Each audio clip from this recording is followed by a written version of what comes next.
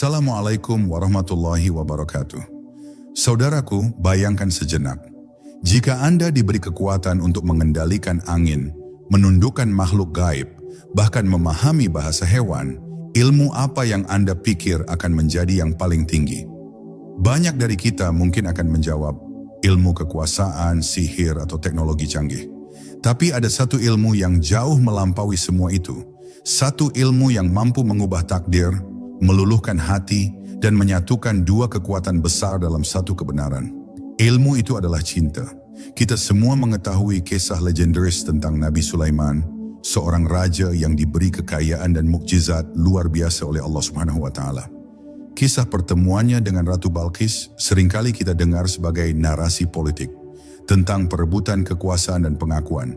Namun, ada lapisan cerita yang jauh lebih dalam, sebuah perjalanan spiritual yang penuh dengan rahasia makrifat. Ini bukan hanya tentang takhta yang dipindahkan sekejap mata atau istana megah, melainkan tentang perjalanan jiwa dari kegelapan menuju cahaya, dari ilusi dunia menuju hakikat ketuhanan. Dalam video ini, kita akan membongkar rahasia di balik kisah yang tersimpan ini.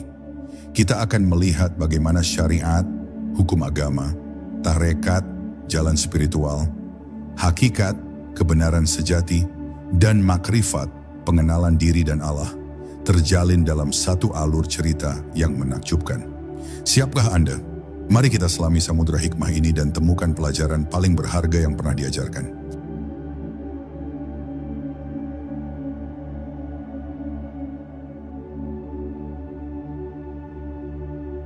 Kekuasaan dalam genggaman syariat.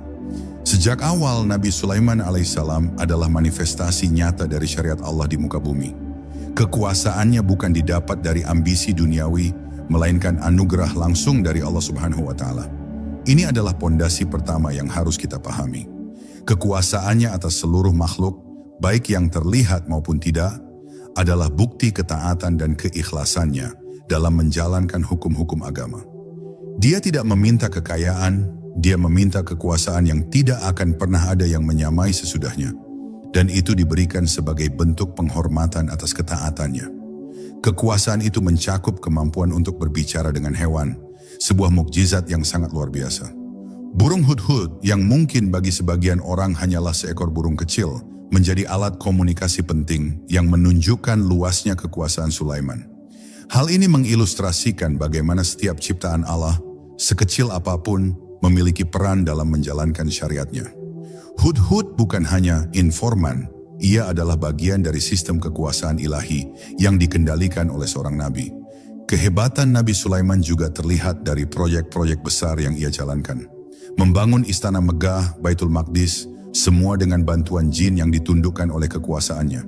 Ini bukanlah pameran kemewahan, tetapi sebuah penegasan tentang ketaatan.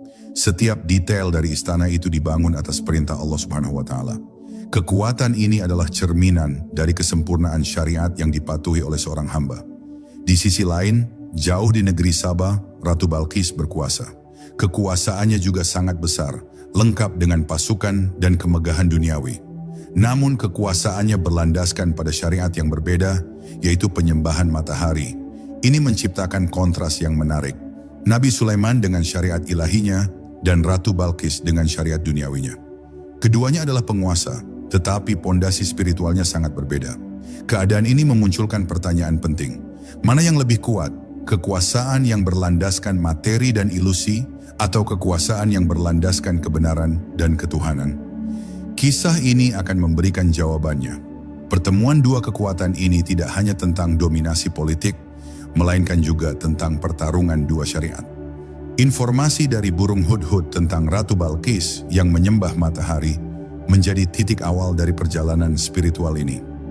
Hudhud yang seharusnya hanya patuh, justru menjadi pembawa pesan spiritual yang penting. Hal ini menunjukkan bahwa syariat Allah tidak hanya berlaku bagi manusia dan jin, tetapi juga bagi seluruh alam semesta.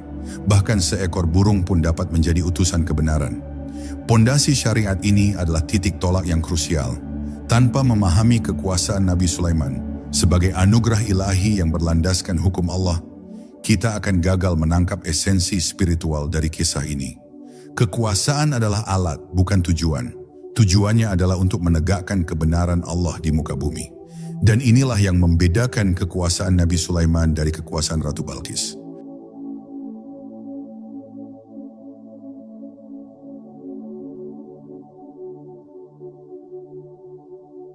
Dakwah jalan tarekat yang penuh hikmah. Ketika Nabi Sulaiman alaihissalam mendapatkan laporan dari Hudhud, ia tidak langsung mengerahkan pasukannya.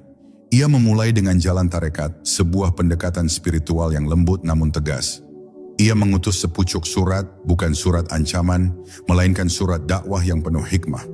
Isinya sederhana.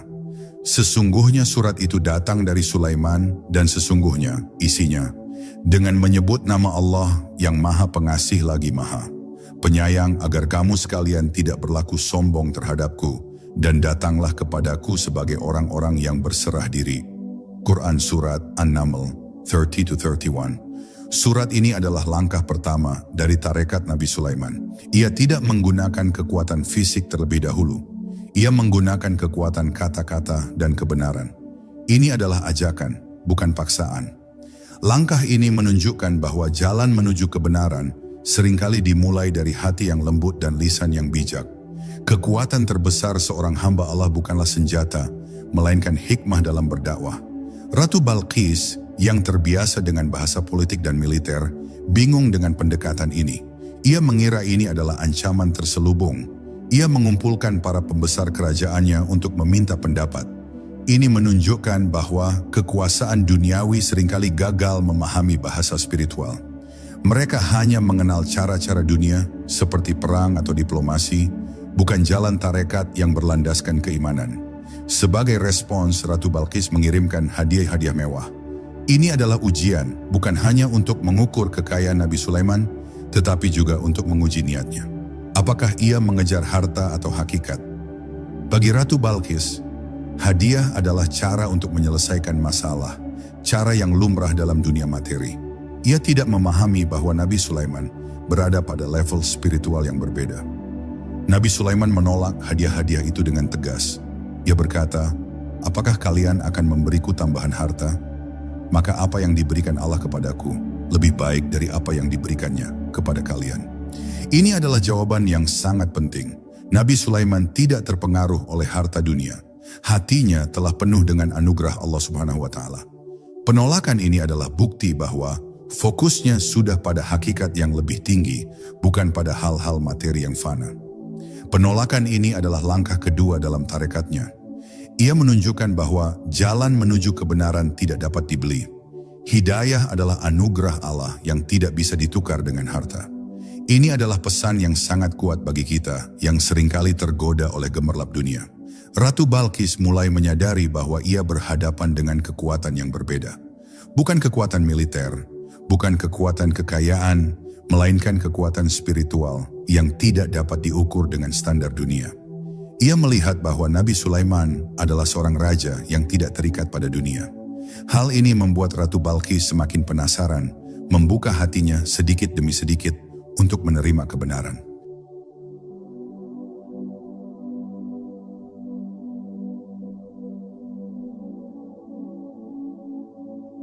Pemindahan takhta, tembusnya tirai hakikat.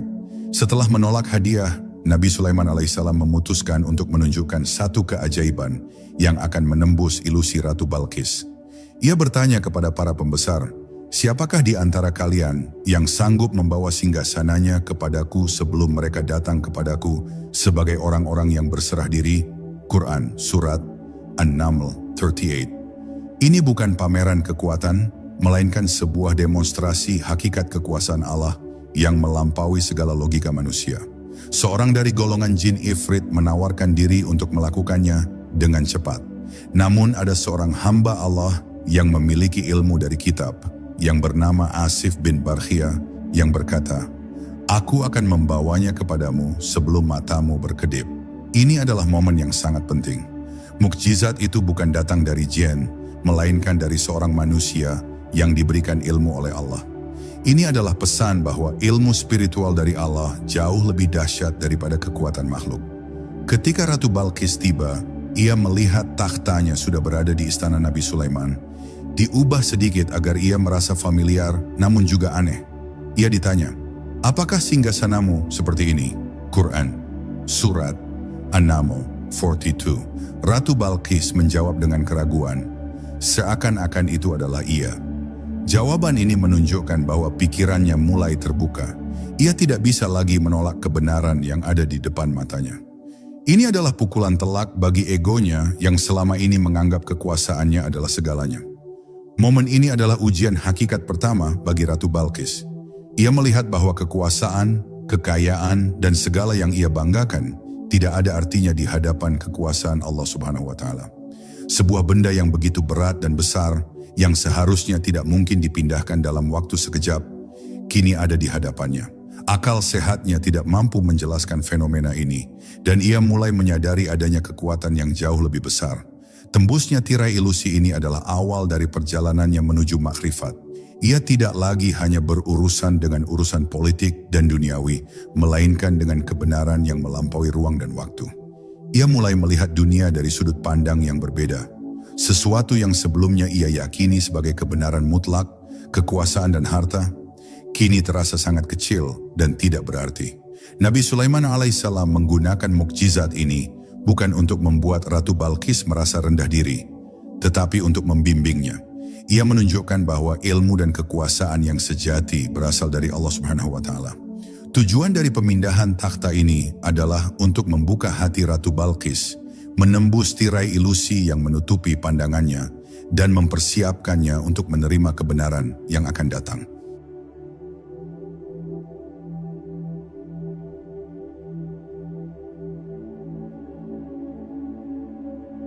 Istana kaca, cermin hakikat diri.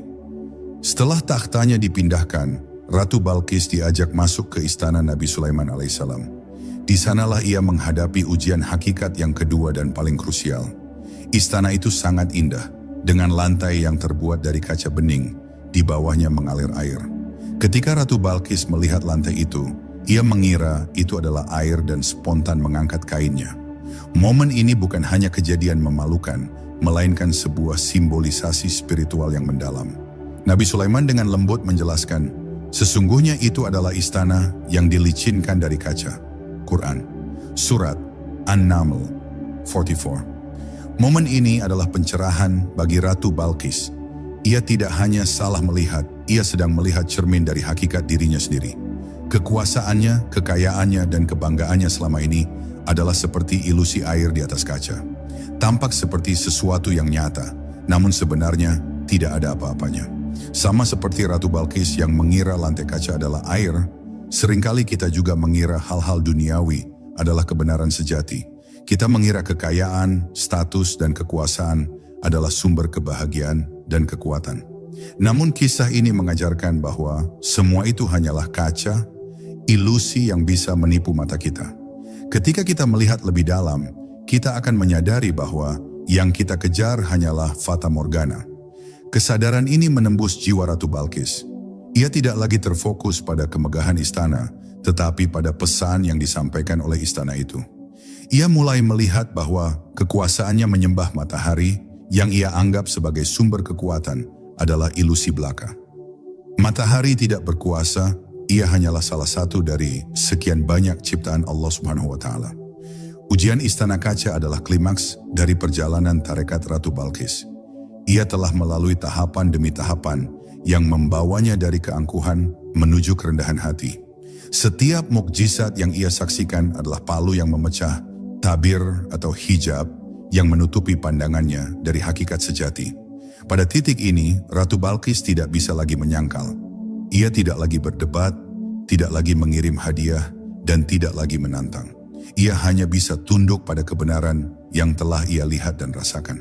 Pengalaman ini adalah katalisator yang mengubah segalanya. Ia tidak hanya melihat mukjizat, ia merasakan kebenaran yang menembus jiwanya. Ia menyadari bahwa kekuasaannya dan segala yang ia sembah selama ini hanyalah ilusi.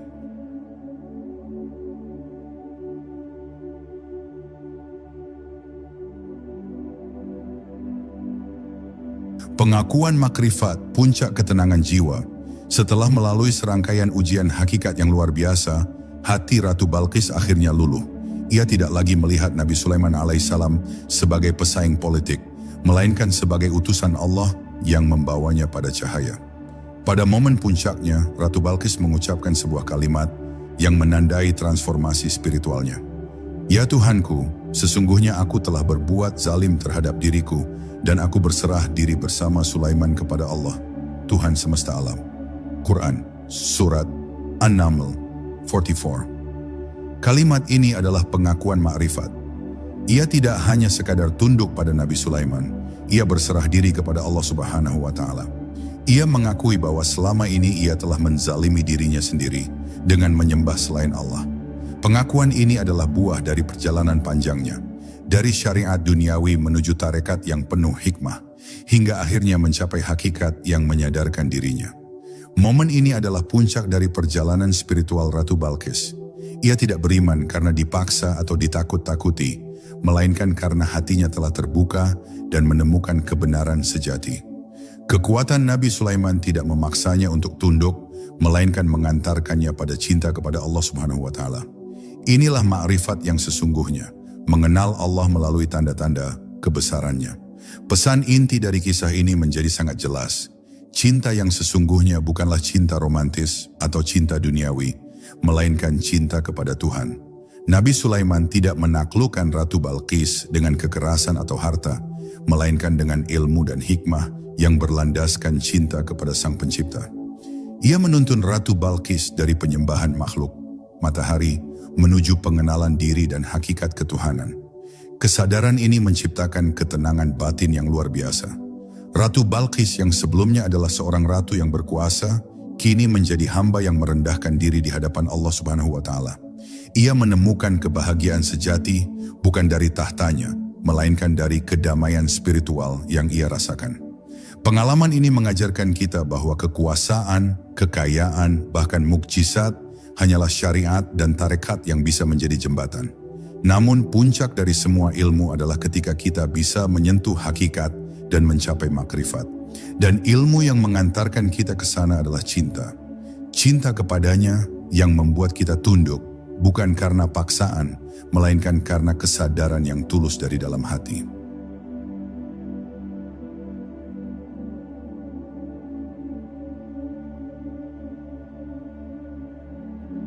Memulai perjalanan spiritual. Setelah memahami alur kisah Nabi Sulaiman dan Ratu Balqis, kini saatnya kita terapkan dalam kehidupan sehari-hari. Perjalanan spiritual ini bisa dimulai oleh siapa saja. Mari kita jadikan kisah ini sebagai peta jalan kita menuju ketenangan batin dan makrifat. Langkah pertama adalah memahami syariat. Ini adalah pondasi. Mulailah dengan memperkuat ibadah dasar seperti sholat, puasa, dan zakat. Ini bukan sekadar ritual, melainkan cara kita membangun hubungan dengan Allah Subhanahu wa Ta'ala. Setiap gerakan sholat, setiap bacaan dalam sholat adalah cara kita untuk menundukkan diri dan hati kepadanya. Langkah kedua adalah memulai tarekat atau jalan spiritual. Setelah syariat kita kokoh, kita bisa mulai mendalami ilmu-ilmu spiritual. Misalnya, dengan memperbanyak zikir, merenungkan ayat-ayat Al-Quran, dan belajar dari guru-guru yang berilmu. Zikir bukan hanya mengulang kata-kata, tetapi cara untuk membersihkan hati dari kotoran dunia. Renungan adalah cara kita menemukan makna yang lebih dalam di balik setiap kejadian. Langkah ketiga adalah mencari hakikat atau kebenaran sejati. Ketika kita sudah terbiasa dengan syariat dan tarekat, kita akan mulai melihat dunia dengan cara yang berbeda. Setiap kejadian, setiap cobaan, setiap anugerah adalah tanda-tanda kebesaran Allah. Kita akan melihat bahwa di balik setiap fenomena alam, ada hakikat yang mendalam. Kita akan menyadari bahwa semua yang kita miliki hanyalah titipan, dan kebahagiaan sejati tidak berasal dari harta benda. Langkah keempat adalah mencapai makrifat, yaitu pengenalan diri dan Allah Subhanahu wa Ta'ala. Ini adalah tujuan akhir dari perjalanan spiritual. Ketika kita sudah mengenal diri kita akan menyadari betapa kecilnya kita di hadapannya. Pengenalan ini akan melahirkan cinta yang murni. Kita akan melakukan segala sesuatu bukan karena terpaksa, melainkan karena cinta dan kerinduan untuk bertemu dengannya. Perjalanan ini bukanlah sebuah perlombaan, melainkan sebuah proses yang berkelanjutan. Yang terpenting adalah konsistensi dan keikhlasan. Mulailah dari langkah kecil, seperti membaca satu ayat Al-Quran setiap hari atau melakukan satu perbuatan baik. Setiap langkah kecil ini akan membawa kita lebih dekat kepadanya.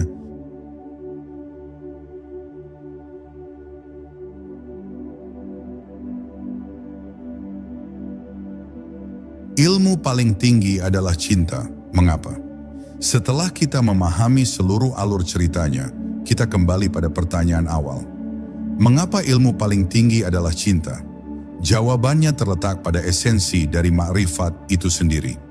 Makrifat adalah hasil dari pengenalan yang mendalam, dan pengenalan yang mendalam melahirkan cinta yang tak terbatas.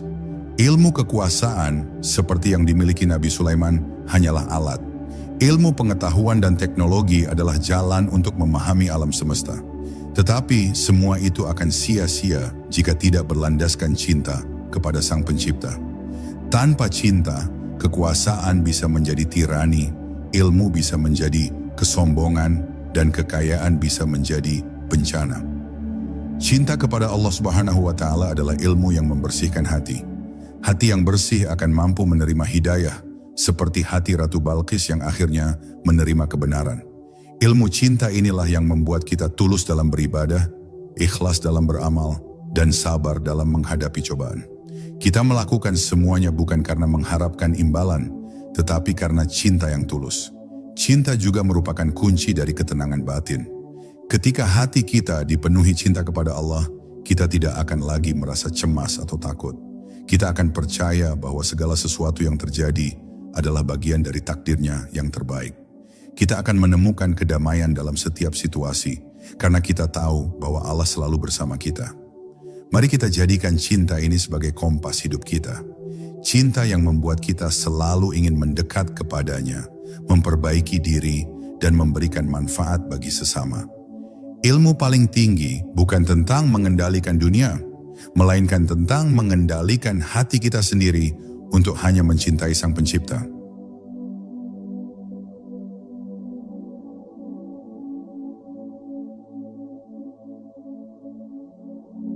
Studi kasus praktis mengubah ilusi menjadi hakikat. Mari kita ambil contoh lain dari kehidupan sehari-hari kita. Seringkali kita mengejar kekuasaan atau status sosial. Kita bekerja keras, banting tulang, hanya untuk mendapatkan pengakuan dari orang lain. Kita mengira hakikat kebahagiaan adalah menjadi orang yang penting, dihormati, dan memiliki banyak pengikut. Ini adalah ilusi, sama seperti lantai kaca Ratu Balqis. Kita mengangkat kain kita, yaitu kebanggaan kita, di depan fata morgana yang sebenarnya tidak ada. Terkadang kita juga mengejar harta benda. Kita merasa bahwa dengan memiliki mobil mewah, rumah megah, atau barang-barang mahal, kita akan bahagia. Kita mengira inilah hakikat kekayaan. Namun, banyak dari kita yang telah mencapai puncak kekayaan, tetapi tetap merasa hampa. Mengapa? Karena yang mereka kejar hanyalah kaca, ilusi yang tidak memberikan ketenangan sejati. Contoh lain adalah ketika kita fokus pada penampilan fisik. Kita mengira kecantikan atau ketampanan adalah hakikat dari daya tarik. Kita menghabiskan waktu dan uang untuk mempercantik diri agar disukai orang lain. Padahal hakikat kecantikan sejati adalah kecantikan hati, ketenangan jiwa, dan kedermawanan. Hal-hal inilah yang akan abadi, sementara fisik akan menua dan rapuh. Lantas, bagaimana kita mengubah ilusi menjadi hakikat? Jawabannya ada pada kisah Ratu Balqis. Ia tidak mengubah istana kaca menjadi air, melainkan mengubah cara pandangnya terhadap istana itu. Ia menyadari bahwa yang selama ini ia lihat sebagai kebenaran hanyalah sebuah ilusi. Kita juga harus mengubah cara pandang kita terhadap dunia. Mulailah dengan merenungkan, apakah yang Anda kejar selama ini benar-benar membuat Anda bahagia? Apakah kekuasaan, harta, atau status yang Anda miliki benar-benar memberikan ketenangan batin? Jika jawabannya tidak, maka inilah saatnya untuk mengubah fokus. Pilihlah jalan spiritual. Pilihlah tarekat yang akan membawa Anda pada makrifat. Ini adalah panduan praktis yang bisa Anda terapkan. Setiap kali Anda merasa cemas, takut, atau hampa, tanyakan pada diri sendiri, apakah yang sedang saya kejar ini adalah air atau kaca? Dengan begitu Anda akan mulai membedakan antara hakikat dan ilusi.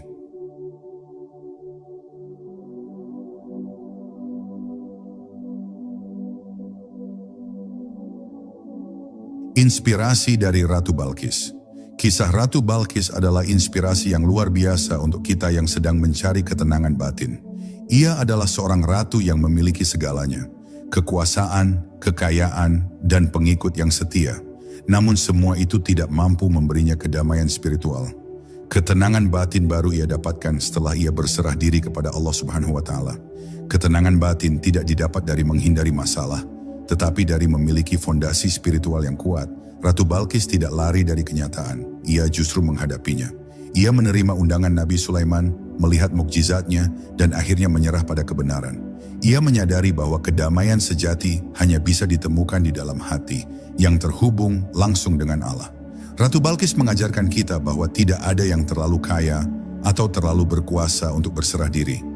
Ketenangan batin tidak mengenal status sosial.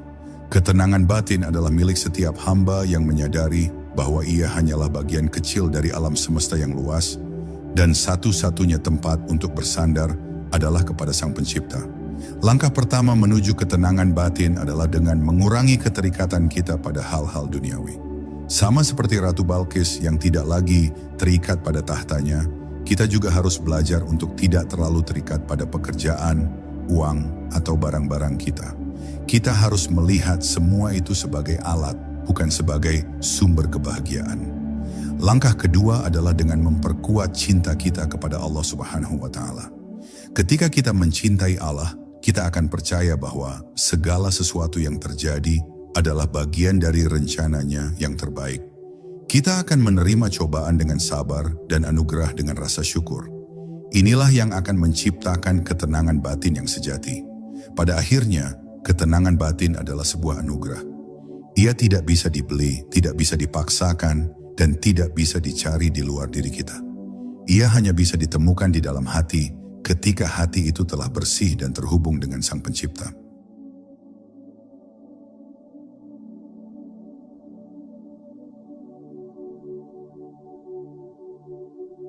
Pesan universal dari kisah hingga kehidupan. Kisah Nabi Sulaiman dan Ratu Balqis adalah pesan universal yang melampaui waktu dan tempat. Pesan ini bukan hanya untuk para raja dan ratu, tetapi untuk setiap manusia yang sedang mencari makna hidup. Kisah ini mengajarkan kita bahwa perjalanan spiritual adalah sebuah keharusan, bukan pilihan. Setiap dari kita berada di jalur yang sama. Kita memulai dengan syariat, hukum-hukum agama yang mengatur kehidupan kita. Kita berusaha menjalankan tarekat, jalan spiritual yang membawa kita lebih dekat kepadanya. Kita menghadapi ujian hakikat yang menguji keyakinan kita dan menyingkapkan ilusi dunia. Hingga akhirnya kita berharap bisa mencapai makrifat, pengenalan diri dan Allah Subhanahu wa Ta'ala. Relevansi kisah ini dalam kehidupan kita sangat kuat. Seringkali kita mengejar hal-hal duniawi, layaknya Ratu Balqis yang mengira kekuasaan adalah segalanya. Namun kisah ini mengingatkan kita bahwa ada kebenaran yang lebih agung. Ilmu paling tinggi bukanlah tentang seberapa banyak harta atau kekuasaan yang kita miliki, melainkan tentang seberapa dalam kita mengenal diri dan mengenal Sang Pencipta. Mari kita jadikan kisah ini sebagai pengingat. Di tengah hiruk-pikuk kehidupan, luangkan waktu sejenak untuk merenung. Tanyakan pada diri sendiri, apakah saya sedang mengejar ilusi atau hakikat? Apakah saya sedang membangun kekuasaan duniawi atau membangun cinta kepada Allah? Biarkan kisah Nabi Sulaiman dan Ratu Balqis menjadi inspirasi bagi kita semua. Inspirasi untuk berani meninggalkan kegelapan dan berjalan menuju cahaya. Untuk berani meninggalkan ilusi dan mencari hakikat sejati. Ingatlah selalu, ilmu paling tinggi adalah cinta.